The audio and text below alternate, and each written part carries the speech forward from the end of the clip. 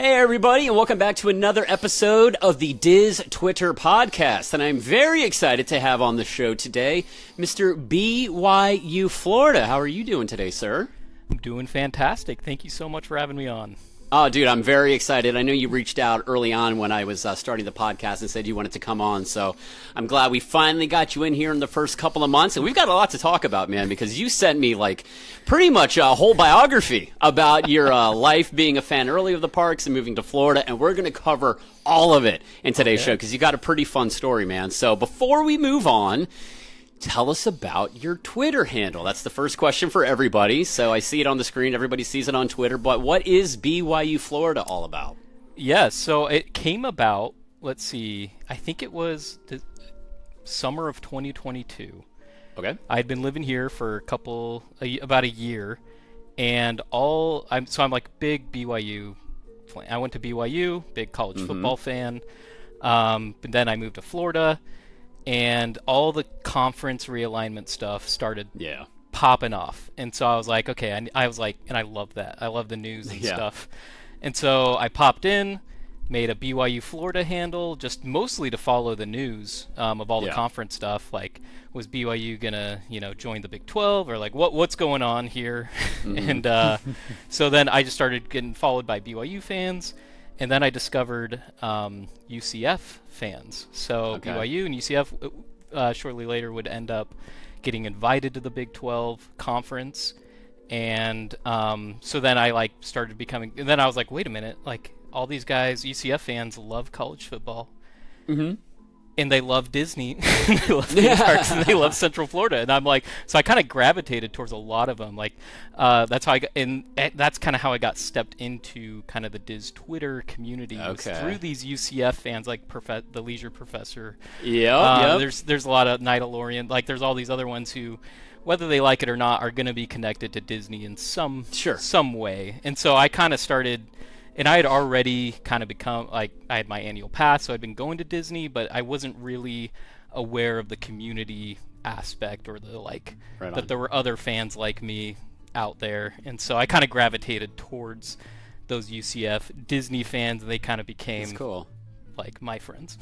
Oh, that's awesome. I was on, while I was waiting for us to start today, I just went on your Twitter page real quick and looked around, and I think in your bio up top it says closet UFC or UCF fan. I thought that was pretty funny. I know. I'm because I love Orlando more than anything else, and I love living here, so I'm I'll never be able to cheer against UCF, only when they're playing BYU. But that makes sense. The ties to BYU run deep, I guess. All right, so let's go way back. Let's start with your passion for Disney. When did that start? Were you always a Disney fan? Is something that happened later in life? Tell us all about your love of Disney, man. So it starts multi-generational. So it goes back to my grandparents moved to Southern California in the 1960s. Next to Disneyland. So they were there. That's also where my Dodger fandom comes from, because they were there before the stadium was even built. The team came there, and so they were decades Dodger. Then they go to Disney. So my dad, my mom, who also lived in California in the 60s and 70s. She was more in the Bay Area, but just grew up going to Disney as kids. And so ever since then, and then my parents, after my dad graduated he went to BYU as well. He moved back to Southern California. That's where half my siblings were born. In Southern California. And then, so again, just Disney was just part Disneyland, going to Disney stuff in the house. That was just part of our family. And then I was born in Portland, Oregon. So my family moved up to Portland from Southern California before I was born. And then, but my grandparents and a lot of my family still lived in SoCal. My uncle was an animator at Disney, so he worked on so again, deep in art. He worked on Dinosaur, I think 101 Dalmatian, the live action one. So you can see the Glenn his name. Close one. Wow. Yep. Yeah. So that ride had a lot of connections to our family. That is awesome.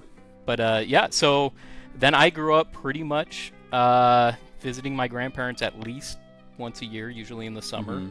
We'd have family reunions down there, where we just Wow. go visit. And so every year, at least once, we would usually drive, because there's 5 kids, so 7 of us. Whoa. We drive from the Portland, Oregon area down to Southern California. It's like a 16-hour drive. 16 hours? Woo. Stay with my cow. grandparents, and we'd go to Disneyland. Go to Disneyland. So that was kind of my upbringing. Was the best day of the year was going down there, waking up. Man, it was like Christmas Eve. Couldn't sleep. I'd be up at 5 a.m. like before everyone else. Just so awesome. excited to wake up, go to Disneyland, and that's kind of how it started. And so that's all I knew really was like our one day at Disneyland. Sure. Like one day a year usually, and we'd go hard, like get there when it opened, stay till midnight, get park hopper once DCA opened. So you went down once a year, and you would only do one day in the park, and that was it? Yeah, that's all Wow. I really knew. That's all because that's basically what my parents did, and I feel like for most casual Disney fans, I guess, on the West Coast that don't live, like that aren't local to Disneyland, Right. that's usually what they would do, is like go down, do a day at Disneyland, do a day maybe at Universal Hollywood, do a day at Knott's Berry, do a day at Six Flags, and that's what we would do. So we'd go, like I went to Universal Hollywood in the 90s and 2000s, and Six Flags Magic Mountain and Knott's Berry Farm. Nice. So like just kind of doing all those, and one day Yeah. at Disneyland. So how old were you when you got to go for the first time? Do you remember? I was a baby. I know we went to. Oh, so you were really little. Yeah. So I just remember it like kind of existing at one point. But like I know we were there, I think for the 40th, my brother said. Okay. Whatever that was. Like we went on, we didn't even know, but we went on one of the anniversary days. I know we went to DCA the year it opened. Nice. And that was a whole experience, Yeah, I bet. doing that. Wow. But yeah, so like as long as I can remember, been going to Disneyland. So obviously you don't remember like the baby years, but I guess when you kind of realized what was going on a little more, did the parks just kind of hook you into Disney even more, and then you became kind of like not a nerd for it, but like an Uber Parks fan, or did that kind of progress over time? Yeah, I mean, I remember we had that VHS that was like the Disney. Like it was like Disneyland Seeing Along. Have you seen that one? Dude, I post about that all the time. People love yeah. seeing those old videos. Yeah. So the Disneyland Sing Along, we had that VHS and we'd watch that all the time, and it would just Same. get us so excited. So I Absolutely. remember that. Like I want to say most of my memories are like the DCA era. So like 2000, 2001 Okay. are like really when I started remembering everything. So like my earliest memories were doing that. I remember going on Indiana Jones for the first Nice. time. Oh my gosh, that as a little kid, that seemed so real. It was like I swear the effects used to be bigger, like the fire effects. Maybe it's just my childhood memory thinking they were. So if anyone can verify that, who was an adult at that time, but I just remember it was like it just seemed. I remember like my brother got in the driver's seat, and I was like crying because I was scared that he like was actually driving the the right vehicle. That's awesome. But yeah, so I would say like 2000, 2001 is like when I really remember. Very cool. So you got to go a lot when you were younger and living at home, and you would take the trek down to go visit the family. And then I was reading all the info that you sent me like a couple months ago or whatever, and there was a big gap from you going to the parks out in California to when you finally got to go to Disney World. So why was there such a big gap? Yeah, no, that's a good question. So Yeah. we did a big family reunion in 2011. I graduated high school in 2011. We went down to Southern California, did this big Disneyland day with all of us. So there was probably like 50 plus of me and my cousins and brothers and sisters. So that was super fun. But that was like really my last memories of Disneyland until when I eventually would go to Walt Disney World for the first time. So like 2011, like my memory paused in time. And I thought I was like a fast pass expert, like, Yeah. you know, like I'd go and I had all my strategies down, and me and my cousin, I remember we hit like I have like, I'll share, I think I've shared some of them, but like during that trip, man, we went on everything, and it was like, it was so much fun. But that was really my last, so whatever, I don't even think they were doing projections at that time. They still had the Tower of Terror, still had California Screamin', like everything was pretty much like how I remembered it in my whole childhood. I want to say the newest thing was Star Tours had just gotten the new overlays, the new versions, and from like the original, you know, like 1980s version. That was like the main new thing, but other than that, like everything was the same. So then after that, then I turned 19, and I went on a 2-year church mission to Jacksonville, Florida. So I was in Jacksonville for 2 years, and then after that, came home, went to school, and got married in 2017. Nice. So I was going to BYU, got married. We got married in Portland, and I'd always dreamed of going on Oasis of the Seas. So from Royal Caribbean. I remember when that ship was announced, I was like, oh, it was the first Oasis class ship, and I was like, oh my gosh, that looks amazing. Like they have like, you know, it was just like a boardwalk, and like this thing is huge. Yeah, like the biggest ship ever made, and I was like, I want to go on that. So when I finally could on our honeymoon, I'm like, okay, we're gonna go on that. It was out of Port Canaveral at the time, so that's where we ended up going.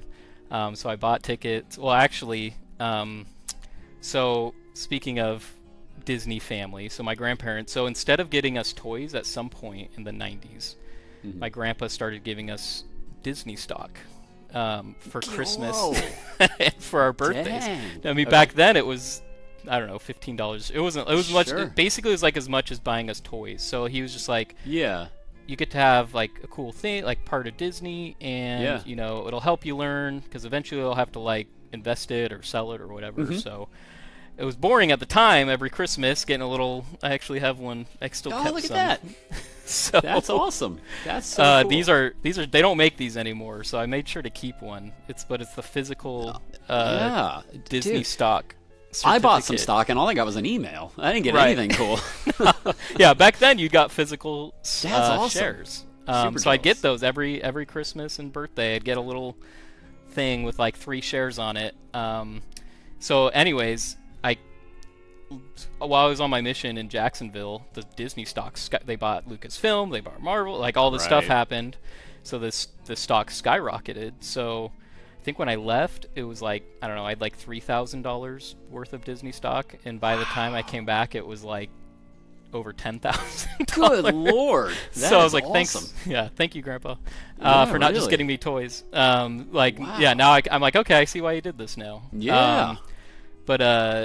Anyway, so I took that money to basically pay for the engagement ring for my wife, some school, some tuitions at BYU, and then for the honeymoon.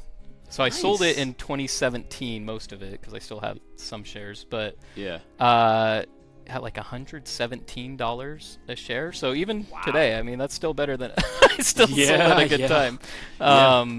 But anyway, so that's what I used to pay for the cruise. That's awesome. And then while we were down there, I was doing a little bit of research, and I was like, I saw Volcano Bay was going to open in July of 2017, and I'm like, and my wife, she served her church mission in the South Pacific, so like, you know, a little island's called Vanuatu. And anyway, so like I told my wife, I'm like, there's this brand new, like state-of-the-art Polynesian, like tropical water park resort. Like we should go there on our honeymoon after our cruise. And she's like, oh yeah. So we like got super excited. And then I was like, okay, I was in Jacksonville for 2 years, and I didn't get to go to Disney because I weren't allowed to. And so I'm like, when I go back to Florida, I'm like, I can't go back to Florida and not go to Disney World. And it'd been so long. So I was like, okay, we'll go to Disney World for one day,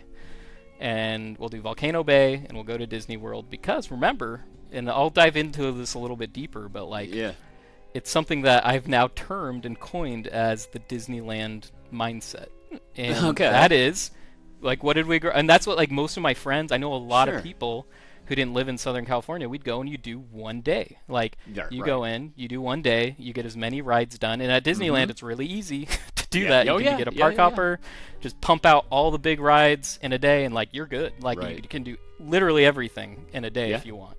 And so that's all I knew. I was like, my whole concept of Disney World was like, and all I knew growing up, I was like, oh, it's just a bigger version of Disneyland. That's what I thought. That's what like most people still think when they like, because I have lots of friends on the West Coast who will reach out to me because they see me there all the freaking time. Yeah. And they'll be like, oh, like I want to go to Disney World. Like we'll be there for 2 days, and I'm like, all right, just bear with me. Yeah. Because anyways, that was my plan. And at that, I did not even know like there were multiple parks. I didn't know there were like, Wow.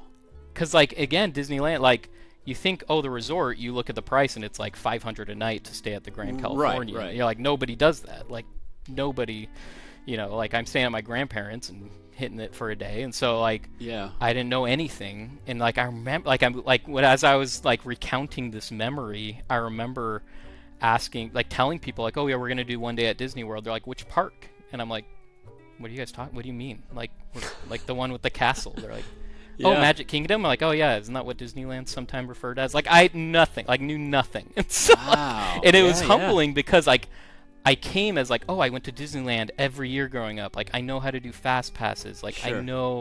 I know Disney. Like I'm an expert. And I was like telling He's that got to my this. wife. Yeah, Yeah. I'm like, it's gonna be easy. Like, and so we get off the cruise. We go to Volcano Bay. It was amazing. And then the next day, I'm like, that night, I'm buying tickets. And there was this couple that we sat with on our cruise, and they had just done a week at Disney World.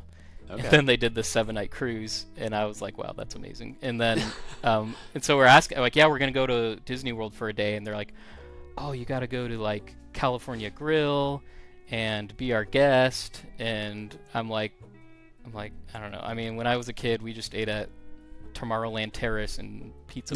Like, that's the only memories I have. Sure. Because we'd go and, like, eat at one quick service because, there's a ton of us. So I was like, I had no concept that there were all these sit-down restaurants and like Wow. whatever. So I'm like, okay. And I think so that night I went in and I bought our tickets, and I like was selecting Magic Kingdom. I'm like, oh, I guess it's called Magic Kingdom. And like I selected it, bought our tickets, and then I think I made a dining reservation. It was the lunch. So it was when it was a quick service. Again, Okay. I had no idea. So it was be Yeah. our guest, quick service lunch. I don't remember if I had to make a reservation or if we just showed up. But anyway, so that's kind of how all of that transpired to now. We are off our cruise. We did Yeah. Volcano Bay. We're staying at some resort or hotel off. 'Cause Yeah. that's again all I knew. I was like, that nobody stays on property. Who does that? Sure. And anyways, so I have my tickets. We're getting ready. That's where we're at at this point. So do you have any Wow. questions or anything from all of that? So I don't think I have any questions leading up to it, but I definitely have questions about going and finally getting Okay. into the park because we haven't Okay. touched that yet. So like Okay. you said, you had the Disneyland mindset, right? You had Right. gone every summer for many, many years, and you're finally going to go to Disney World. Right. Initial first impressions, because for somebody like me who I had been to Disney World, I don't know how many times before I went to Disneyland. And when I walked into Disneyland Park and stepped on Main Street, it was like, that's it? Like I looked at the cast and I was like, what the heck? So what was it like for you going in the opposite way? Okay, so I mean, like, we're driving in, and obviously you like go through the big front Sure. gate to the property. It Yeah. says Walt Disney World, and I'm like, okay, this is a little cooler than like driving on the California freeway. And I just Right. like, it's just Disneyland sign is off to the side, and you just pull off into the Going parking down like garage. Harbor Boulevard and Yeah. and all that, yeah. I'm like, okay, this is kind of cool. And I'm like, Right. and then I'm just kind of driving and like trying to figure out, like I see like these signs, but I have no idea what anything means at the time. But like we go in, and I'm like getting there bright and early. Sure. And I remember looking back at the times, and I felt like people used to say, like back in the day, the times were really late. But it was that Oh, Magic dude. Kingdom Well, Magic Yeah. Kingdom was only open from 9 to 9 when we went. So Oh man. So what year was this? 2017. 2017. Okay. Yeah, I So- don't remember when they drastically changed, but yeah, they used to be open much later. Right. So like I was kind of bummed. I'm like, what the heck? I'm used to Disneyland being open from 8 to midnight. Yeah. I'm like, oh well, I don't know what's going on there. But anyway, so we like go in, we park outside. Again, like I don't even think we parked far enough back to where we could have used the trams, because we were like one of the first ones there. So like we go, we walk to the TTC, and I'm like, and there's this cast member that's just like, hey, like come on the buses, it's fastest. And I'm like, okay, like I'm looking for a a little tram. That's what I'm used Sure. to at Disneyland. And so like we go and get on these buses, and I guess they used to do that too. Like so Uh-huh. I didn't get like it's kind of bittersweet because I didn't get like the ferry experience, which I think is like Right. the most pure form That's that pretty like a awesome. first timer should get. Yeah. But or even the monorail. So like we get on these buses and they just bus us straight to the front.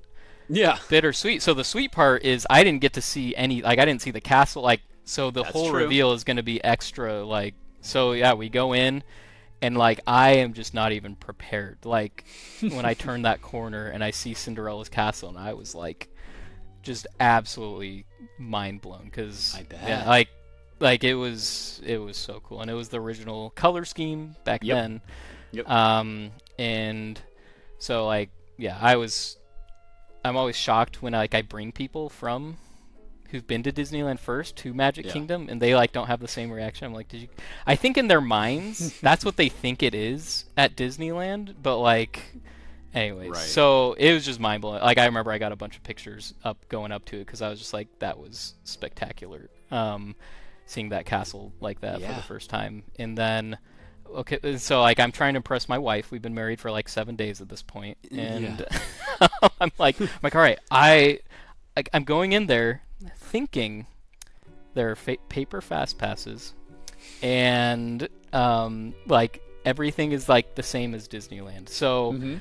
I remember we like rope drop, and I go to Haunted Mansion to grab a paper fast pass because they were still doing them at Disneyland at that time. Right. Yes. And so I was just like, it's the same. And I go there, and I'm like, where are the fast passes? And the cast member's like, oh, you have to go to those kiosks and get them. And I'm like, what? They're like, yeah, it's Fast Pass Plus. And I'm like, okay. And so like I go over there, and I have a picture. I took a picture of it. I still have it of me selecting my fast passes for my 3 fast passes for the day. Yep. And again, like I'm just thinking, oh, you only get 3. I'm like, this is kind of lame. Like Disneyland's so Right. much better. Like I could get like 30 in a day if I Yeah. wanted to or whatever. Sure.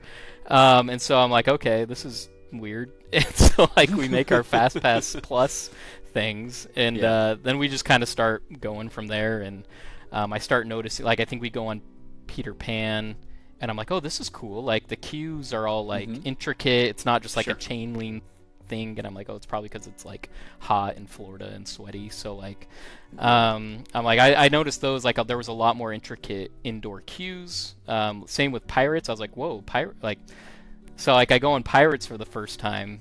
And again, just thinking it's going to be exactly like Disneyland. Yeah. Oh, And, that had to be a letdown. So at first it was like, whoa, because I think the queue's cooler. Yes, the queue yeah. does So like, look yeah. pretty So I go in the queue. I'm like, whoa, this is so cool. Like, it's all intricate and themed and like cannons and all this stuff. Like, it's like a cool building. And then like the room is really cool. And then I get in and I like go and we go to the first drop and it's just immediately at the ship and I'm like, okay, what is going on here? Yeah. And I'm like, and then I find out it's like a third of the length of the Disneyland one, and I'm like, so that was a little disappointing. And I'm like, so we're not on a great start so far because I'm like, Yeah.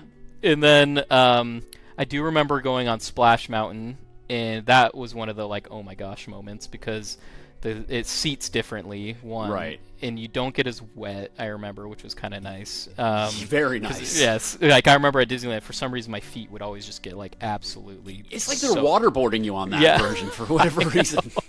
But I do remember. I have a picture, a little video of it still, of going over the hill and just seeing, like, the castle, because you can't Yeah. see that at Disneyland. No. You see Space Mountain in the distance, and then that's when I first realized, like, oh my gosh, we are like not in the city grid of Anaheim.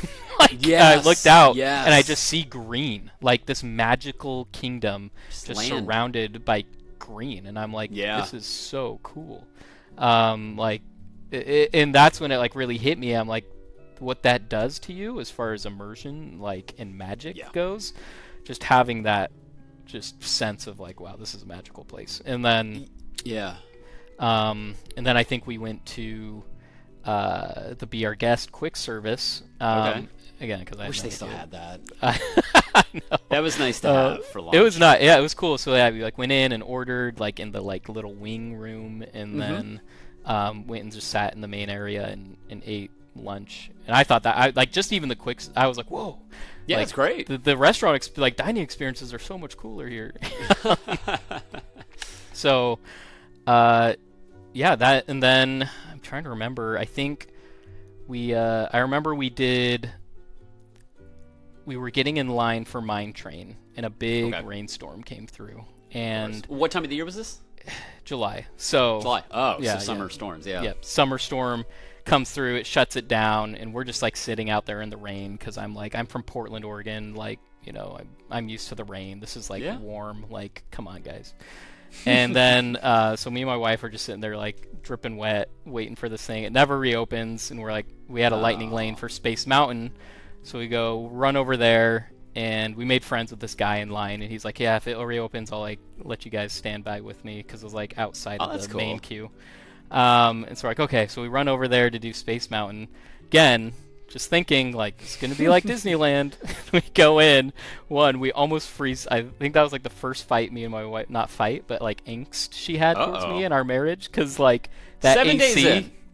yeah, that AC when we were sopping wet just like cut to the bone, and she was just like so, like freezing. And I get that.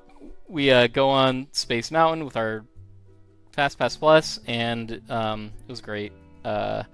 Again, that's when I noticed the difference. I was like, well, that was a lot different than Disneyland, because they have the single seating, and you know, it was very rough. Like, they didn't have the onboard sound, so it was just a different experience. And again, I was kind of like, oh, in my mind, I was like, that's not as good as Disneyland. So like, my overall opinion of the day, and then we get to the end of the day, and like at Disneyland, we would never really wait and watch the fireworks because they didn't have projections. It was just kind of, you'd find a spot off to the side and kind of watch as they went. So like, that's like what I thought. And you also like, man, those lines for the fireworks at Disneyland are insane. So like, I'd see people lining up like 4 hours early to like, get a spot. So I was just like, that's just what I thought. I didn't realize like, oh, there's a ton of room. Like, you can just show up like 30 minutes before and get a pretty good, you know, view somewhere with this giant castle and the giant fireworks. And so like, we ended up not getting able to ride Seven Dwarves. And so we're like, let's just get back and go back to the hotel, and we can watch the fireworks from.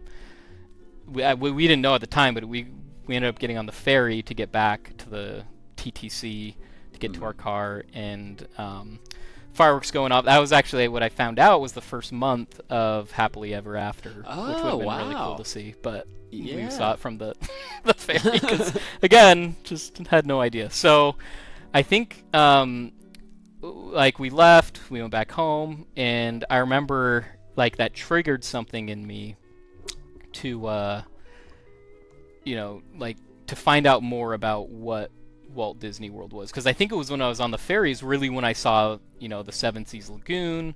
I saw all these resorts, and I'm like, whoa, like there's all this cool stuff. So yeah, that was kind of my first ever Walt Disney World experience, was that one day in July 17th 2017. So that's all I knew. Anniversary. That's awesome. And it's so funny because I had the exact, you know, reverse experience. Like I said, going to Disney World, and I went for the first time ever on my honeymoon. So, you know, I was a little bit further on in life. So I had never gone to a Disney park, period. I had never gone to Disneyland until that point. But I hit it hard and fast. Like, I always knew I wanted to go. Families just didn't vacation that way. So all I knew was Disney World. And I had the exact opposite reactions when I went to land. Like you said, you're up on Splash and you see nothing but green. I remember going to Disneyland. Loved the parks, don't get me wrong, but we were on California Screamin' when that was still there. And when you're at the top of that lift hill and you're on some of the like the little hills and stuff, you just see neighborhood. And like you're just road right on the other side of that fence. It just kind of takes you out of it a little bit. So you're right. Like Disney World is like its own little bubble, man. And I think that's what I love about it so much. Right. So like, and that's what, when I came home from our honeymoon, I started like researching, because I was like, I felt like I didn't get I could feel and sense, because like I talked to this guy who was there, with the guy we met in line at Seven Dwarfs, and I remember he's like, oh yeah, we've been here the past 10 days, like we're getting on this ride, like they hadn't done it yet. So I'm like, wow. And I was like, how can you be like, it just, my mind couldn't comprehend. I'm like, how could you be at Disney for 10 days? Like, what? Like, I couldn't even comprehend doing 2 days at Disneyland. Like, that seems like all the time in the world, let alone, I'm like, so what is this place? Like, how are people coming here for so long? So when I went home, I researched and, like, kind of built a Walt Disney World vacation package. And I was like, that's when my mind first, like, started to see. I'm like, what? There's Epcot and Hollywood Studios and Animal Kingdom and, like, Pandora, I think, had that opened yet? I can't remember. But like, yeah, I think so by that point, right? So like, if I can jump on a pretty so like they, like all these things, and like I'm like, what? There's like 25 resorts, and they're like, you know, you like cheap, like relatively compared to, you know, like where I stayed, and like to Disneyland. I'm like, oh my gosh, like I could have stayed at a resort, got a dining package, like did like a 10-day trip for like as much as I paid for my whole cruise, you know, honeymoon. Oh wow. I'm like, oh my gosh, like what have I done? Like, and then it was even more painful once, kind of fast forwarding a little bit, once I became, you know, like a diehard Walt Disney World fan. Once I learned everything that was still there on that day. Yeah. And I went to Magic Kingdom. I went to Magic Kingdom. I see you post all the time, like, oh man, I wish I could have gone on this ride and that ride. Oh, that's gotta sting. Yeah, no, so I learned, like, Illuminations was still there. I think the Universe of Energy was still there. It was still there, The Great Movie Ride was still there. Like, it literally pains me that I went to Magic Kingdom. Ah, man. So you really didn't know much about anything about Disney World. You just went, I'm going to go to see the castle. And blah, blah, well, blah. And that's what I'm saying, like, that's how most people are on the West Coast, like, who grew up just doing Disneyland trips. Like, I would say we're fans. Like, we love going. We have park strategies. Like, we know Disneyland really well, and we just think of Disney World as just a bigger version of Disneyland, and just don't even comprehend. So that when that kind of opened my eyes, and because like I didn't know anyone, like none of my friends went to Disney World. We all went to Disneyland. Like, I didn't know anyone who went on a Walt Disney World vacation, other than those VHS, you know, commercials that would talk about, and we were just like, that looks so magical, but like we just couldn't even comprehend that. That's nuts.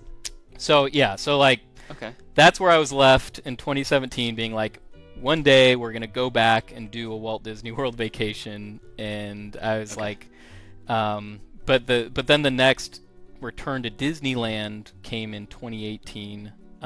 That's when my wife graduated from college, and my parents took us as like her graduation trip, and we went and did 3 days at Disneyland, which is the most I'd ever done in like a one trip, like by far. And we were all so excited. Like, my parents had never really done that, and so we're gonna have 3 full days. Like, we got what was it called? Fast Pass something. It was like, was it Max Pass? Yes. So it was $10 a day. Like, it's just not even. Yeah, it was stupid cheap. Yeah, it was insane. It was like one of the best deals ever in Disney history. Yeah, so like we got Max Pass for $10 a day, and so it just made it. So I was like doing all the strategy, like, because all it did was allow you to book it virtually instead of getting the paper ones. So like, you just had this huge advantage because they still had the free paper ones. So like, it was just insane, like easy to just like, we were just doing everything. Like, it was amazing.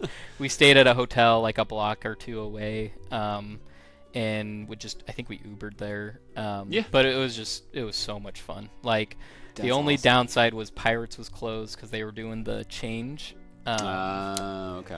And so I was really sad about that. Yeah, And, that's a bummer. but again, it was a weird time to go because none of the new stuff had come yet to Disneyland. Okay. Except, like, Incredico. Oh, yeah, so, like, I didn't get to see I'd never seen World of Color. It was closed during then, too. Bummer. I never seen, I think Incredicoaster was closed. Like, they were building it at the time. Yeah. Galaxy's Edge hadn't opened yet. So it was still, like, a weird time to go where, like, other than Guardians, Mission Breakout was like really the only thing that had changed since I had gone, like in that's 2011. wild. Yeah, no, it was like this weird time thing where like still all that new stuff was like just on the, cusp of coming out. So like I still kind of had an itch to go back after that trip because like I was like, all right, it's been like 10 years since I've done Pirates at Disneyland. It's I haven't done Incredicoaster, I haven't done Galaxy's Edge or anything. So, but that was fun. That was like the first real Disney vacation like I had ever really done in my life. To that point, 2018. Cool. Well, let's talk about a big life moment for you. So I think it said after COVID, you got a job offer, right? And it was to move to, was it Orlando or Central Florida? I'm not really sure where it was, but it was to make the move all the way to Florida. So when you got that, was that a hard decision to make the move, or was it just so enticing to be like where all the action is in Central Florida? Well, so a little before that, I did finally do in 2020. We did a big family reunion in Walt Disney World. Oh, you did? So, like, okay. I had already been planning a trip with my parents as like my graduation gift because I was graduating in 2020. Okay. But then my grandma sent out like, hey, we're gonna do one big final family reunion at Walt Disney World because like none of us had gone before. We were all Disneyland family. Yeah. So like we're gonna go one final one. Planned it out. Sent out the invitations. There's gonna be like 100 of us at that point. Oh my god. Yeah. We were gonna stay at like I think one of the all-star resorts and just have a good time. So that was we planned that in 2019 and then COVID happened, and so we were all trying to figure out like should we go this year, should we postpone it a year, and they're like, my grandma was like, if it reopens, like because we were gonna go in August, like if it reopens before then, like we'll still go, was her decision. So we're like, okay, we'll do that. And so it did. I think it opened in July 2020. It did. I was there, yeah. Yep. So we were like 2 or 3 weeks. It was like the first week of August that we went. So that was then my first ever like Walt Disney World vacation. This was like my revenge. Now it was very different because it was COVID. So we had masks, the hours were weird, distancing, the food was not good at the resorts. I remember it was like it was not like the best. Sure. But we didn't know any better. But I remember the all-star resorts didn't reopen at the same time, so they moved us to Pop Century. Right. So we were at right, so we kind of got upgraded. So we're right by the Skyliner, so that was nice. That's awesome. But yeah, so like we all went, but they didn't have any characters, they didn't have any shows, they didn't have any parades, they didn't have any fireworks. So it was like a very again, as Disneyland people, it was great because we were like, oh, we'll just like pump out all the rides. Like we'll just go in, we'll do all the rides, we don't have to wait in lines, like it'll be hot, we have masks, but like whatever. So and I remember we were on the Skyliner, I think we were going to Epcot, and it was just me, my wife, and my daughter, who was like 2 months old at the time. Wow. And we had flown in from Portland. But I remember we were on the Skyliner, and I was just looking out, and I was like, you know what? I was like, if the opportunity ever comes, I think I could really enjoy living in Florida, like specifically Central Florida, because we're just having a great time. It's beautiful. I mean, like that view, that could sell anyone on living in Florida. So, So yeah, I kind of put that out in the universe, and then it was like within 6 months later, I got that. I was living in Florida from the moment I said that. That's so gnarly. Yeah, it was like a couple months later, a job opportunity came up in Orlando, and I remember just like thinking back to that moment and being like, you know what, like, because I remember we didn't get to do like a lot of stuff, and like I was like just wanting to go back, but it felt like such a once in a lifetime experience. Like like, when are we going to be able to come back and do a full week from, flying across the country?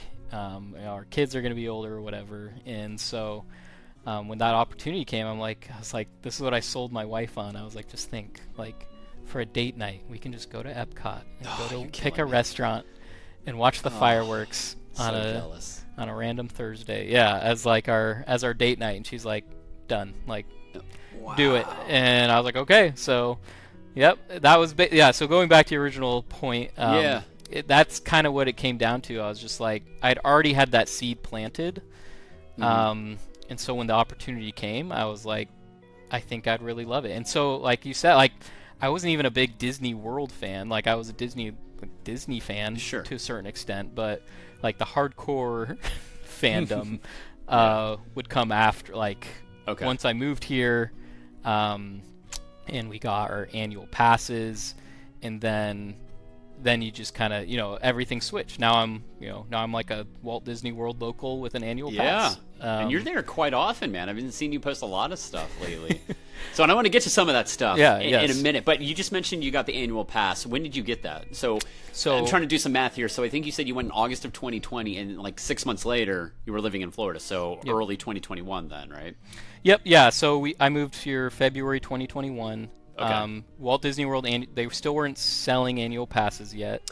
Oh, that's right. But Universal was. So I got an absolutely killer deal on a Universal Preferred Pass. I think it was like $300 for a three park, awesome. 15-month Florida resident. Yeah, so like that was my second day in Florida. I went and got that pass. Went to Universal, and I'd never been to Universal Orlando before, so that was like a whole new world. That I probably don't have time to even dig into that, but like that was like discovering Universal, and I'm like, I remember I got my annual pass, and I like went straight to Hagrid's, rode it completely blind, just no idea what I was getting myself into, and it was just like got off that ride. I'm like, oh my gosh, like this is my life. Like, what is this? Like, I just rode one of the coolest roller coasters I've ever had in my life, and this is just like in my backyard. But anyway, so I did it because I was curious because I read your thing that you sent me. It was like he got a Universal pass before a Disney pass. Right. I was like, why would he do that? Now that makes sense. So yeah, the Disney pass released September 2021. So we went there on the day of at Disney Springs and waited in some huge 6-hour virtual queue. Because I'm like, I am not, I had always heard like, oh, they were going to sell out or whatever. So I'm like, all right. And I remember being very worried when I was like, oh, what are the prices going to be? And then they came out, it was like $400 for a Pixie Pass. And I'm like, wow. Oh, at the time I lived in an apartment like 10 minutes from the park. So like, that was plenty. Like, to just go during Monday through Friday. So sure. We got those, September 21, and I remember like going to Magic Kingdom with my wife and my daughter, who was now a little over 1 at the time, and finally like seeing Happily Ever After for the first time was as an annual pass holder. Cool. And I just remember I like got emotional because I was like, this is the most like amazing thing I've ever seen. And like your life was kind of like a whirlwind there for a little bit. Yeah, no, it was. And so that September came pass holders, and we went to all the other parks like sequentially, and we got to, and it was like it's like a whole new experience because like the first time the year before was COVID, like it was so different. Right. Now there's characters and parades and fireworks and so it's like reliving it all over again in just a different way. So it was awesome. That's so awesome. And so you've been there for a few years now. You guys are obviously very settled in. Do you get to go to the parks often, or do you kind of like... See, that was always my thing, because my dream would be someday to move to Florida, but there's a lot of moving parts that go with that. Right. But if I was to go, like, I don't think I would be the guy that would go, like, every day or 5 days a week. Like, I think I would kind of, like, space it out a little bit to not, OD on it. So how do you treat that? So, yeah, like, at first, I had a pretty flexible job. So, like, I could go we had our 1-year-old. So, like, we were in an apartment, too. So we didn't really want to be at home that much. So we would go, it was crazy. It was, like, at least three times a week we were at Disney. That's cool. And we also had Universal passes at the time. So, like, we were just doing parks. And we knew, like, this isn't going to be our life forever. So, like, the first year, like, we went pretty hard. That's cool. But then we bought a house. So we live about 25 minutes away now. Still not too bad. Not too bad. And like honestly, like I always say, like I can probably get back to my house faster than waiting for a Disney bus and getting back to your resort. Absolutely could. So that's kind of how I view it. But yeah, we now go. I when people ask me now, it's usually about once a week is the average. So seems like a good time. Yeah. Yep. So once a week, and when we say once a week, it's for like 3 to 4 hours, not like right. Yeah. Open to close, rope drop. So and like you're going tonight, right? You're gonna go head over there later. Yes. Yep. So right after this, we're going to Liberty Tree Tavern for a friend's birthday dinner. Oh, that's so awesome. That's her favorite restaurant, and I like it too. So we're gonna go there, and I really want to go ride Haunted Mansion, so I'll post about that. Because I want to see the new paint that they did. Yeah, it looks great.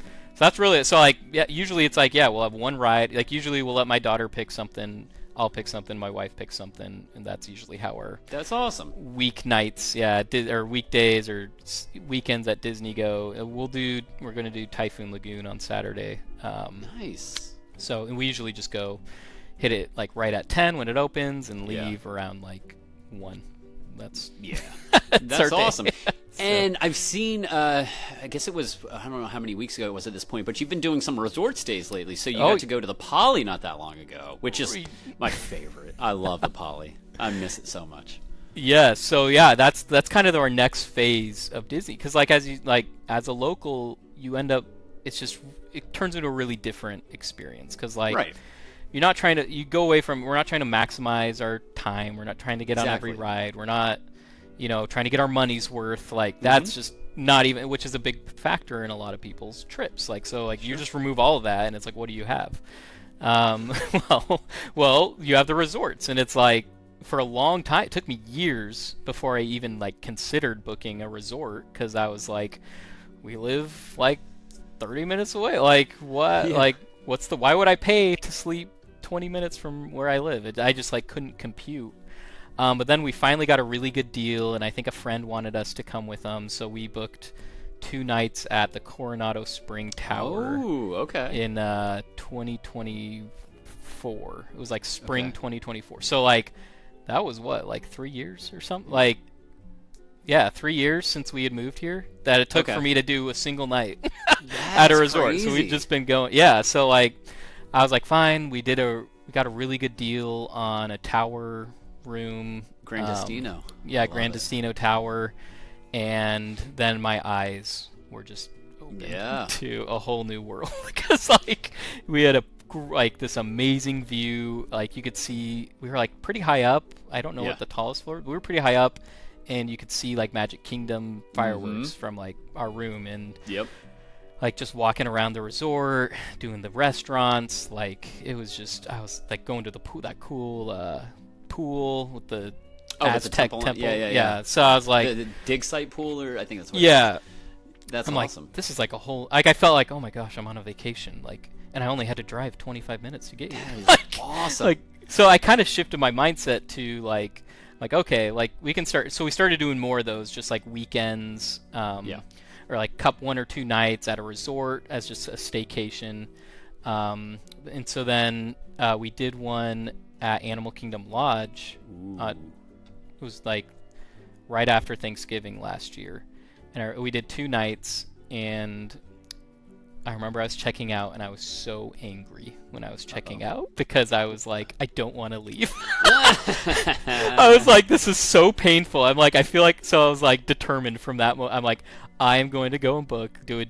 And that's when I discovered DVC rental. And I'm going to go book a full week for next year and do a revenge stay. I want to check in on Sunday, and I'm not leaving until Saturday, and I'm gonna have a Walt Disney World vacation. That's awesome. And then I also saw the one in the Poly, so that's when I booked that one. And that was just so fun. I think I made a lot of friends during that week on X, because I think people were really fascinated with someone doing a resort and not caring about going to the parks. I was I don't know, 70+% of my time at least was just at the resort. and I basically would just do what I call them like excursions to the parks. So like think of it like on a cruise, right? Sure. You have your home base, like you're enjoying the cruise. It has all these nice amenities, and then you'll go do an excursion. You know, you'll get off the ship, go do a few activities, and come back to your home base. And that's kind of how I was viewing all of our park days. So like that's what we did. So like and I was like, I want to be using all the pools. We ate at every single restaurant at the Poly and the Tower. We watched I watched the electrical pageant I think 5 nights out of the 6 that we were there. Yeah. And watched Happily Ever After 6 nights from there or one of the nights we were in Magic Kingdom for it, and we watched them like right behind the castle. But it was just like my mindset was like, yeah, we're so close to Disney, but like, what would you do, if you could be 30 minutes from the Poly? Like, would you rather be 30 minutes or would you rather be like a flight away from the Poly? So like we have passes, so it's it's like essentially like I have a 8-day Park Hopper Plus Ultra ticket included. Like every day I'm there. So we hit up extended evening hours on Monday and Wednesday, and but yeah, it was like the best. And I just got on the Treasure in March, and that was amazing. But like, I wanted to talk about that too. Oh yeah. So we'll get there. Okay, so like that's kind of what I was comparing it a little bit to, is like a Disney cruise or any kind of cruise. So like it was just. Yeah, it was amazing. Like awesome. I kept thinking about it. Like I remember after the first night, like our check-in day, because we got there at 11 a.m. And my plan was to leave all our luggage with bell service, and we were going to go hit up Magic Kingdom until our room was ready, and then just monorail back or boat back or whatever. Right. Literally as soon as I parked, I got a notification like our room was ready, and I'm like, oh, you got sweet. Lucky. So that's awesome. At 11 a.m., we just went straight to our room. Unpacked. We did a Walmart delivery order. They delivered it right to our room. It was amazing. And then we just went to the grill, the Oasis Grill. Ordered lunch. Just were at the pool. Like I'm like, oh. And then I remember a huge rainstorm came in, so we just watched it from our balcony. And then we were like, we had I think it was like a 7:30 Ohana dinner reservation. Okay. So. We had like 3 or 4 hours to kill, so like my wife and my mom were like, well, we'll take my daughter shopping, and they like went shopping at all the shops around. Like I think they went to the Contemporary, like they just went on like a shopping loop. And me and my dad and my son were like, well, let's just go to Magic Kingdom. So we just hopped on the monorail right there. It was like, just again, like think of how many hundreds of visits I've had where Magic Kingdom is driving to the TTC, unloading the stroller, getting to the monorail, going to the monorail, getting to Magic Kingdom, and then doing that back with the crowds and like so like to just be able to stroll her onto the monorail from my room and stroll her in, and like we went on Pirates and Haunted Mansion, and like I think got a balloon and for like anyway, so like then we just monorailed back, and it was like amazing. Awesome. I'm like, this was all and then we went to Ohana, and then we went into the pool. Like right after Ohana, we went and watched the electrical pageant and did the pool fireworks from the pool, and like that was just day 1. And I'm like, this is already like the best vacation like I've ever had. I'm like, I'm gonna be here all week. I'm like, I see why people buy DVC. Like I see like.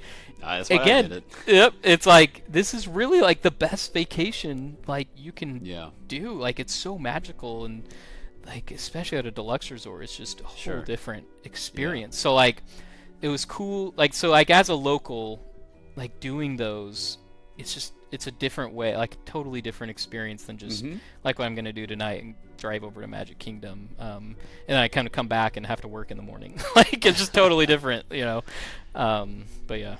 Dude, I mean, I think that's exactly what I would do if I was a local, you know? Like, I wouldn't be in the park every day or however many times, but I would just love to do these little staycations, even if it was just like, let's use our points and go stay at the beach club this Friday and Saturday or something like that. Like, that's living the dream to me, man. So you are doing it right. But you mentioned something else that is right up my alley. I am a huge Disney Cruise Line guy. I've got all these statues up here and the ships behind me and all that. Dude, so I love it. And was the one you just recently went on, you got to go on the Treasure, which is like one of my favorite ships. It's that and the Fantasy. Was that your first Disney cruise? So it was our second. We went on one last year. So you did? It was like April 2025. We went on the Wish for 3 nights. So I found a really good deal. And I was like, I have the Disney Visa card, so I had a bunch of reward dollars. So I'm like, all right, well, like I think it was like we booked it like a few weeks out, and we were like, all right, let's go try it. Oh, my son had just turned 6 months, so like that was the threshold. So we had to like wait for that. So that's why. Okay, so we had been wanting to. We had to wait for that. So we finally found one good deal, and we went on the Wish for 3 nights, and yeah, it was just because I'd been only on Royal Caribbean before. Like I was a loyal Royal Caribbean. That's all I had done. Sure. We had done like 3 Royal Caribbeans since we moved here. Oh wow. Okay.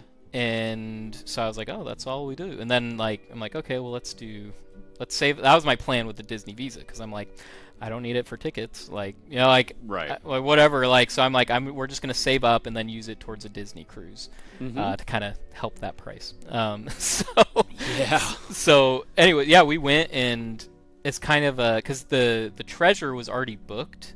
I think we were doing a big family reunion with just my parents and all their kids and grandkids, so that had already been booked. So I was like, this will also help because kind of get a taste and kind of see what a Disney cruise is like. Is that a 3-nighter? Like a weekend cruise? Yep, just a 3-night. We just went to Castaway. Yep. But yeah, like, man, those shows, like Disney Sees the Adventure. I think we had The Little Mermaid, and I want to say Aladdin. Is that the other one on the list? Why am I having a hard time with the Wish? I can't remember what the other Wish show is off the top of my head. Is it Frozen on the Wish? I know. Well, they have Arendelle as one of the special. I can't remember which one's which. I honestly don't know. Beauty and the Beast is on one of them. I forget which one's which. Beauty and the Beast is on the Treasure. I remember that. So, anyways, it was just like I remember. Like the biggest thing that stuck out to me was like obviously rotational dining was just amazing, and then the floor that's just dedicated to kids, the Oceaneers Club, like blew my mind. Like I'm so used to a whole floor dedicated to casinos, you know, like like they didn't have that. Instead, it was a whole floor dedicated to our kids, and like this place that like our kids just like didn't want to leave, and we knew they were taken care of, and you know, like super safe and great counselors. So that was just really mind-blowing, having that whole experience, which left me and my wife to go like to the Hyperspace Lounge and you know go to do other stuff, like have a little bit of date nights ourselves. So that was super fun. But then so that was our first, and then this year we went on the Treasure, which dude, like you said, that ship, it's incredible. That's like the Parks fans ship, because there's so many nods to the parks on it. Exactly, and it's just so beautiful. Like I just remember, like you can just walk around and you're just everywhere you look, it's just breathtaking. Like it really every is. detail. Yeah. So went on that with my whole family. So we had 6 rooms total. Wow. So yeah, it was really fun. So you are just living the Disney dream in Central Florida, man. I could not be more jealous, dude. But okay, we're going to talk about one more thing with the parks before I have a couple other things for you. Yes. I skipped over this earlier, but now I got to circle back. This is the thing I'm most jealous about. You got to go to Club 33? Oh yeah. So we got to talk about that. Okay, yeah. So 2024, I had a friend, because it's always like someone you know who knows someone. Like there's this, to get into Club 33, it's like a long list of knowing somebody. And so I knew someone, and her brother knows a Club 33 member. It like went down that chain for me. And she knows she lives out in California, so she's like, I know you're a huge Disney fan. Like, I'm gonna ask my brother to get me Club 33 dining reservations. Like, do you want to come? and I'm like, yes, like I will make it happen. Like, yeah, sure. So me and my cousin and I have a friend here who's works for Disney. So Okay. We all went. So we brought him. I think we stayed 2 nights at the Grand Californian because Wow. I had always fantasized that my whole Disneyland childhood. Yeah. So we got like half off because the cast member discount. So it split Nice. 3 ways. So it was not bad.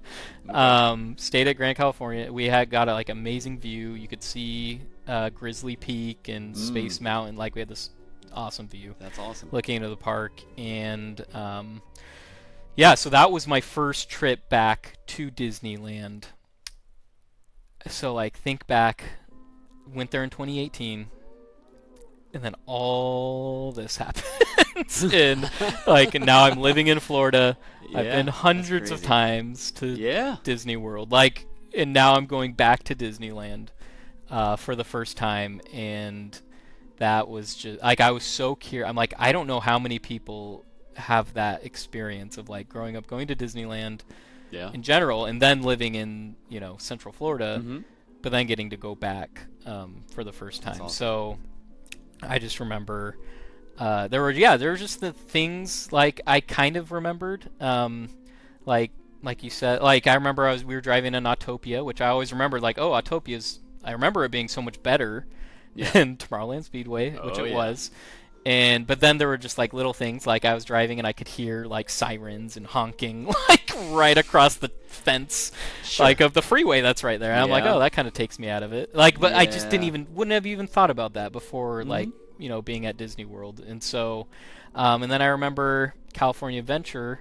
We went over there, and like I just started noticing, like I could see the street lights, like beyond the horizon, and like like it's not that big of a deal, but it does kind of take you out, and like it's noticeable.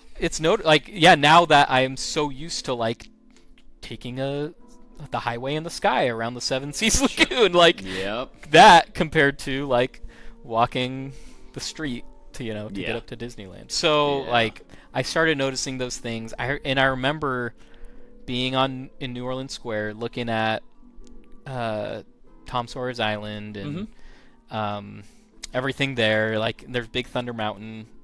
It's kind of like hidden in the trees. Like so I'm trying to like orient myself like back, like remembering the views, and like like the sky, like that's where I'm like I do appreciate in Florida, like the sky is so beautiful. Like you got the big blue sky with the fluffy white clouds, and like like when we were in California it was kind of like hazy, and like so I remember looking out at that and like kind of like I didn't think I would appreciate the Tom Sawyer's Island and Magic Kingdom like view, because like you go on that and you're just going around, it's like you're going into the wilderness, like as you go back there, and in that view from, I remember like, oh, Disneyland's Big Thunder Mountain's better because it has the effects, like I remember that, but then when I went in it, I like was like, oh, I kind of missed the view of like going along the river and seeing the castle. Like I'm like missing these things that I wouldn't even thought about, that I think ended up playing more to my ride experience than I had originally gave weight to. So like I kind of started having 2 categories. Like there was the physical ride itself inside of a box, like what's better, but then other things started playing like I just didn't even think, like, so I'm like I kind of preferred Magic Kingdom's Big Thunder just because I loved that view, like that was part of the experience for me. And then same thing when I went on Space Mountain. Again, I was like, oh, Disneyland's going to be so much better. I remember it being better. But then when I went on it, like there are tons of things that I actually missed from Magic Kingdom, and I just didn't even think I would. Like, oh, I missed the Star Tunnel, like, and the music. And I missed, like, the retro 1970s space vibes, like, that are just so cool at Magic Kingdom.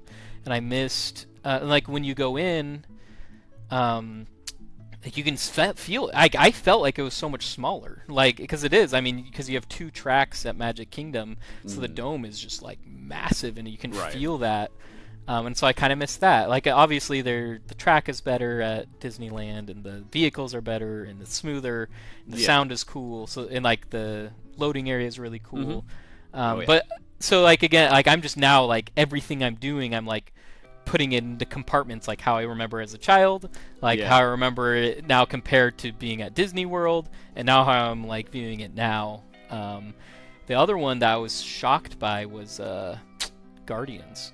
Okay. I was like determined. I'm like, there's no way I'm gonna come off this thinking this is better than Hollywood Studios. And I did, and I remember getting off. Like my friend who was with me, he's like, it's a really good ride. In fact, I think I prefer it to Studios Tower. And I'm like, whoa, stop with that blasphemy. And then I remember I wrote it, and I was like, you know what? Like, it's a really good ride. Like, yeah, it is very fun. And anyways, so like, absolutely. I remember thinking, so like, I don't know, like there were just so many things. Then I rode Incredicoaster for the first time. So I remember the last time I rode that, it was California Screamin'. So I'm like, it was really good. I think they did a good job. Yeah. Like I love the sound. I think they did a good job of that. And then I saw World of Color for the first time. Finally. That was amazing. And then we went to Club 33. So that experience, yeah, if you ever get the chance, I would love to. You gotta go. But yeah, like we went in. It was during the, I have it up there, 65th anniversary of the Matterhorn. Oh, very cool. So they had all this special Matterhorn 65th Club 33 stuff out, which was really cool. That's awesome. Yeah, they take you up to the restaurant. You can kind of just wander around. Very strict. You can take pictures, but you cannot record. So like very strict. No recording. And no pictures in the bathroom. So like they went over all these. Okay. Interesting. I know people want to get pictures of the bathroom because it's really cool. Anyways, so like we had this amazing dinner, and during dinner it was during Fantasmic, so we actually got to go on the balcony and watch Fantasmic from the Club 33 balcony. And then after we went into the gift shop and bought so much stuff, as much as I could possibly carry back with me of Club 33 merch. And yeah, so that was my kind of going back, again, unique. I don't know how many people get that experience to go back like that, and experience it in a whole different I don't know, vision of what I remember it, but yeah, it was amazing. We've been talking for an hour and 6 minutes, and I've been jealous this entire conversation. Like, you were just living the life that I wish I could live, my friend. So you were doing it up. All right, so I know you've got a dinner coming up here in a little bit. So just a couple more things before we get you out of here. D23 next week. We're just about a week away. I am going to Disneyland for that, so I'm stoked to head out there. Get to go to the Honda Center. I haven't been in a couple of years, so I'm excited to go back. And I didn't go to the last D23 in California. I was actually on the Wish at that point, so I'm excited to go back. But what are some predictions you think that we're going to hear at the Parks panel, which is Saturday night? So what are some of the things you are personally predicting are going to happen? Well, one, I'm jealous. Like I said, like that's amazing. I've never been to D23. That'd be so fun to go to one. Yeah. I'm thinking of going to that Way Back WED, that WNTs. Oh, very cool. So I'm looking at going to one of the days there, but that'll be like the first ever one of those things. But I think I recently posted kind of my wish list. Oh, I didn't see that. So hit me up with it. Yeah, so I really want. I wish, like, if they could just do something with Figment. I don't know if the announcement's coming now. I think this is the year. Fingers crossed. That's what a lot of people are saying. They can feel it. Yeah. That's my wish. If they can do that, I would be happy. Animal Kingdom, if they could get a nighttime show announced. I would love that. That's what I'm shooting for. I'm hoping it happens. That would be amazing. I wish for something with Illuminations. I don't know if it'll get announced. Some kind of spiritual successor. I don't know. I feel like they kind of teased it the last D23. They did like a whole. I thought it was gonna get announced. I was getting so excited. I don't know. I think I'm just jealous because I didn't get to ever experience it. Yeah. Something like that. I'm trying to remember what else. I think, and then just hoping they can do some more. Diving deeper into Cars. Cars Land. I think that's a certainty. Yeah, we should find out a ton. So that's basically just those Cool. things. Give me Figment, something, anything. Yeah. And a nighttime show at Animal Kingdom, because I think even the most diehard Animal Kingdom fans are like, this park could use some stuff. I could see that though, because next summer they're still shooting to have that Tropical America section done. So what better time maybe next summer to have a new show come in? Parks are going to be more full than they normally are with the new Indy ride and all the Encanto stuff. Keep them there throughout the night. Let them watch a show. Keep the dinner reservations rolling. So yeah, I think that would be great, man. All right, very cool. So we'll see. We're not far off from getting all these awesome announcements. All right, so before we get out of here, so you can go to Liberty Tree Tavern, I'm going to go downstairs and have like an Amy's Frozen meal for dinner. So I'm very jealous. But before we get you out for dinner, last thing we're going to do for today is the lightning round. So it's very simple. I have 13 questions for you, and I don't want you to think too hard about it. Just give me the first answer for some of these, okay? 13 questions. Here we go.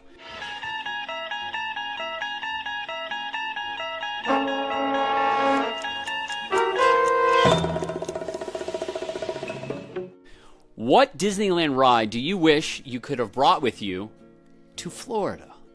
Pirates of the Caribbean.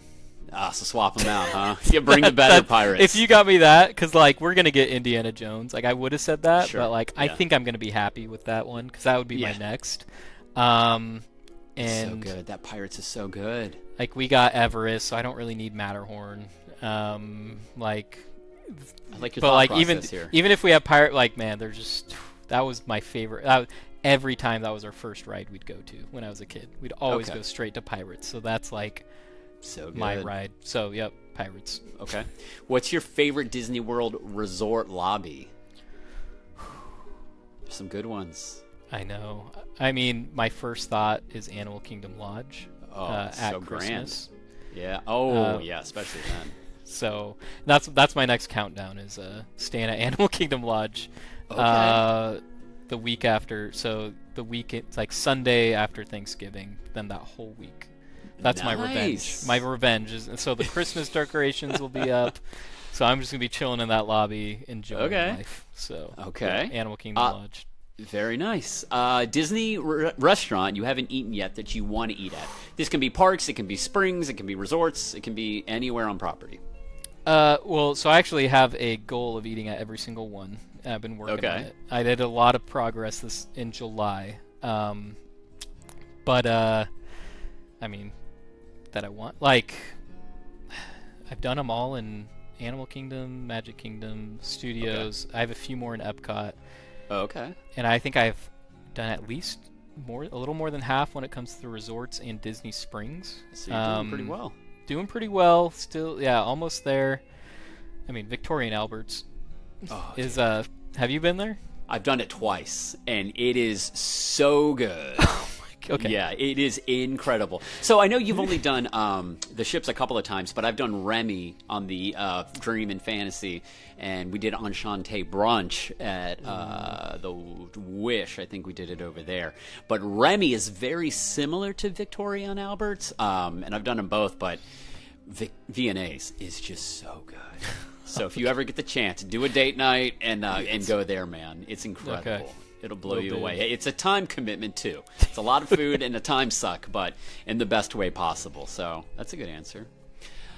Mickey ice cream bar or sandwich? Ooh, sandwich. I'm always cookies and cream guy myself. You're my people, man. Okay. I love it. I love the ice cream. Any after hours party where you can get the ice cream, I'm just gobbling them up.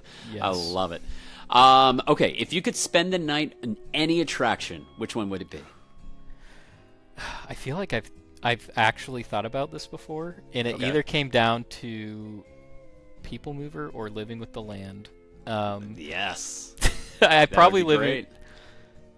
Oh, I think I said People Mover.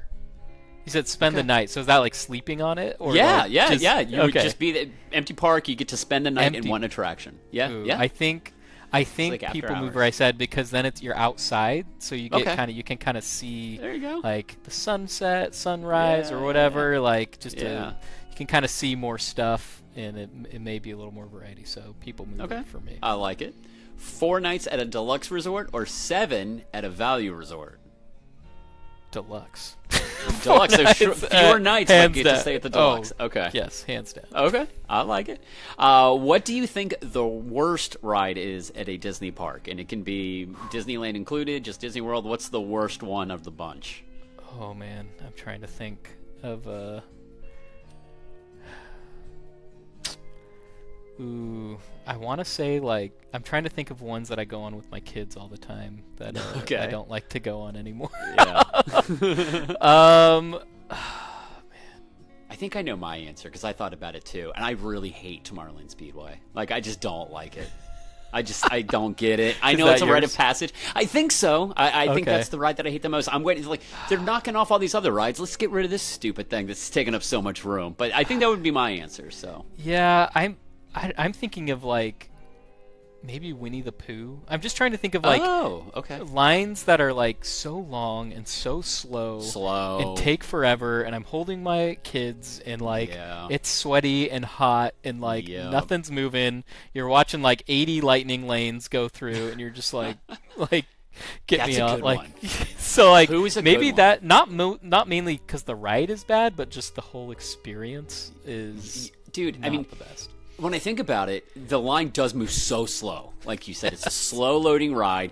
It's loud because the kids can bang on all those little things in the garden area. And then there's the wall of honey where I'm fairly confident COVID started. Yes. So it's just, yeah, I love that answer. That's a really good one. Not a bad ride. The Not queue a bad was ride, awful. but yeah, just everything in my experiences with it haven't been the best. Okay, that's a really good answer. That's one of Okay. the ones where my kids are like, "Let's do Winnie the Pooh," and I'm like, "Line's too long. Let's keep going. I'll do it moving. teacups. Don't look. I'll do Small World. Anything, There please." you go. Oh, yay. Okay, rank the 6 Disney parks in the U.S. in order from favorite to least favorite. So the 4 here and the 4 in California. I truly think. I'm going to say Magic Kingdom for number 1. Wow. Okay. Which I know is a hot take, and Yeah, a little but as bit. someone who's done both, there's just, and I think it was Sir Braden, who's one of my favorite YouTube. Was kind of one of the first guys I started watching, but Sure. I think I just remember, I think it was him who just said Magic Kingdom's just the best park. Wow. I wonder if I'll Okay. watch this, and I don't want him to quote me on it, but I swear I remember hearing that. I'm like, there's no way. But then Yeah. the more I've just been to the parks and even having to do the TTC, which is kind of grueling for Yeah. parents with little kids, but Sure. even then, when I'm on that monorail and I'm going around the Seven Seas Lagoon and I'm just looking at this thing that doesn't exist anywhere else, not at any other Disney park, no other resort in the world has this. Sure. This much land, this monorail system, this ferry, you're just looking out, beautiful sunset, you're coming up on the Magic Kingdom, you can see the castle. It's just, I just think it's the best park, and I think when Piston Peak and Villains open, I was going to say that. Yeah. it's going to That could be shoot up a lot a of force rankings. to be reckoned Yeah, with, it I really think. is. That's a good point. Even now, I think it is, especially before when it had Tom Sawyer's Island and Rivers of America, I thought that just it just was beautiful. But I think it has the best Tomorrowland. Got the People Mover, you got Tron, you got the OG Space Mountain, which that's another prediction. Yeah, I'm that sure. we're all thinking about. So Yep. and they're doing I think the new Carousel again, we have the Yeah. Carousel Progress. We have so many. That Tomorrowland is just amazing. We got the new is. refreshed Buzz. You got the Astro Orbiter on top of the third level. So much better. It's MK. so good. It is so Yeah. good. If we could get, and then Tomorrowland Speedway, if we could get that thing cleared up, so I think as that. Fantasyland obviously lacks compared to Disneyland. I don't know why. If I was president of the Walt Disney Company, I would first act would be all you have to do is replicate Disneyland's Pretty much. Fantasyland, plop it into Magic Kingdom, and it is the best. If we do that, but even with that, so Magic Kingdom. Sorry, Okay. that was a long answer. It's okay. Magic, So, because MK it's a hot number one. take. Yeah. Magic Kingdom, probably Disneyland. Okay. Second, Epcot. Third, Okay. Animal Kingdom. And then what? There's DCA and In studios. Studios. I think Studios. Okay. DCA. Yeah, see. I think that's my ranking, mostly just because I don't know. I love studios like Radiator Springs. Oh, One of the best rides ever made. Sure. But everything else, I don't know, I was just, like, my memories just seemed a little clunky, like, compared to, like, my day at Hollywood Studios. I love the shows there. I love, my kids love Toy Story. Sure. I love the original OG Tower of Terror. The Muppets, Roller Coaster. Mm-hmm. And then I just love the Phantasmic, like, to just kind of wrap everything in a bow with the stadium seating. Oh, so, like, if I had to choose that over DCA, not that DCA is bad, but I don't know, I prefer I get it. Phantasmic. Okay. I like it. Okay, well, that's a good order. I like it. Rope drop or park close? Ooh, I'm more of a rope drop, but Same. the rest of my family is not early risers. Like, my kids and wife will sleep till like 9 or 10 o'clock when we were at the Polynesian. Oh, wow. So, like, I'm up at like 7 or 8, and like they're still sleeping. So, like, I remember the last day, me and my dad woke up, they were all asleep, and we went and did early entry at Magic Kingdom, and it was amazing. And I'm like, dang, I wish I could have done this more days. But we closed out like every day. So So yeah, personally, I'm a rope drop. Yeah. 100%. Okay, same. All right, so you may not remember this because you were so little, but what's the first ride you ever rode? And if you don't remember that because you were so little, what's the first ride you remember riding? I like have my earliest memories were like Toontown in Disneyland. Like Roger Rabbit's in the Gadget Coaster, and they used to have like their houses that were like they had like a bounce house, or like I remember like this vague like blurry memories of like used to go in their houses and they had like it was like a bounce house or something in there, like a ball pit too, I think. Yeah, like 90s stuff. Like that's my earliest memories. I mean, like I do, but like my most vivid like was probably Indiana Jones, like as far as like really remembering, and like I remember the first time I rode that, and that's awesome. Just amazing. Like just the whole temple, like the walk in there, like it just, man, when you're a kid, that it just seems like, where am I going? Like, like this long, it's like a queue, half a mile long or something. Just goes and goes and goes. What's the max wait time you're willing to wait for a ride? I think I just did it the other day. Me and my wife did a what did we do? We did a date night at Epcot, and we went and it was our anniversary. That's right. Okay.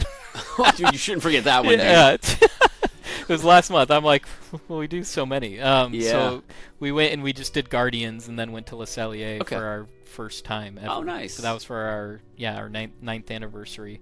But I think we ended. I think it was a posted 60, and I think we waited like 90 before we got on the ride for Guardians.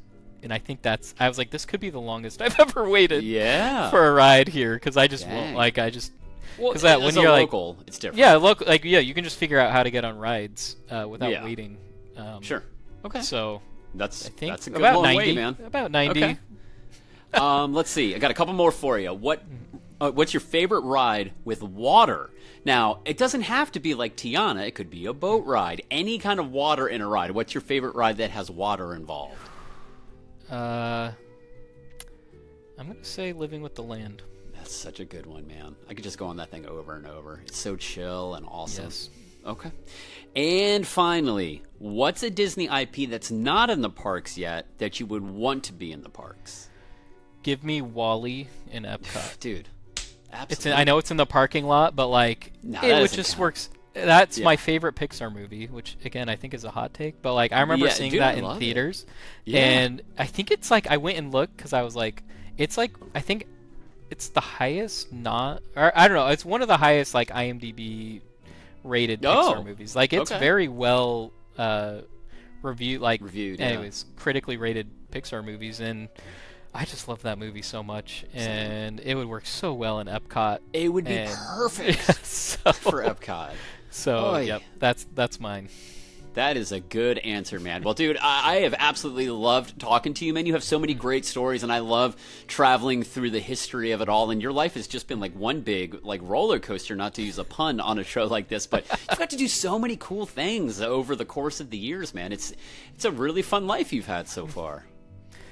Yeah, no, and we just, man, and it's felt like just recently getting into kind of the Disney community. It's been really fun. Like this past month, I met so many because I went to the closing of Carousel of Progress. I saw you were there, yeah. Yeah, so I ended up being on the last ride. I didn't even mean to. Like we just kind of happened to happen that way, and we got on. So I sat. Yeah, I remember I met Drew there. We're friends now, and I met Alicia, who's on your show. Yeah. Just the other day at Animal Kingdom, like just this past month, I felt like I met everybody. So that's so cool, man. So you're next. We'll yeah, dude. We'll have to link up next time I'm down there. Unfortunately, I'll be in Disneyland, not World, but I'll be down there after Christmas. I don't know if you're in town over that time of the year, and then I'll be back for spring break. I've got a lot of trips coming up. We'll plan a time to meet up for sure. Perfect. Awesome, dude. Well, thank you so much for hopping on. And if people aren't following you on Twitter already, they absolutely should. What is that handle they need to look for? Just BYUFlorida. Pretty simple. BYUFlorida. Find them. You share some great stuff when you're in the parks. I love following along, man. And thank you so much for coming on tonight. And have a great time at Liberty Tree tonight. Go eat all the turkey and stuffing and mashed potatoes and pretend it's Thanksgiving on a hot day here in August, dude. That'll be awesome. So enjoy your time in the parks, man. Will do. Thank you so much, Nick. Awesome. Thanks, man. Thanks.